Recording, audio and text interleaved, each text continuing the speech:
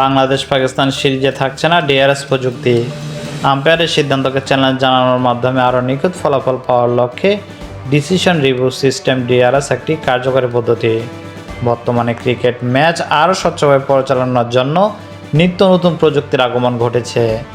সেই সময় ডিআরএসবিহীন আন্তর্জাতিক সিরিজ খেলতে পারে বাংলাদেশ ও পাকিস্তান। আগামীকাল বুধবার থেকে শুরু হবে 3 ম্যাচের এই টি-20 সিরিজ। পাকিস্তান ক্রিকেট বোর্ডের পিসিবি সূত্রে জানা যায় এই তথ্য।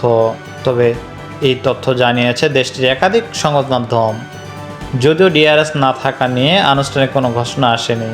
এর আগে ভারতের সঙ্গে সংঘাতপূর্ণ পরিস্থিতি শেষে পুনরায় পিএসএল-এর বাকি অংশ শুরুর পর আর ডিআরএস প্রযুক্তি পাওয়া যায়নি। ওই সময় কোনো কারণ জানায়নি পিসিবি। তবে ওয়েবসাইট ENCPN ক্রিকইনফোর জানায়, সংঘাতের জেরে এই মাসের শুরুতে স্থগিত করা পিএসএল-এর পুনরায় শুরুর পর প্রযুক্তি সরবরাহকারী হক আই দল পাকিস্তানে ফেরেনি। একই পরিস্থিতির মুখে পড়তে যাচ্ছে বাংলাদেশ পাকিস্তান সিরিজ।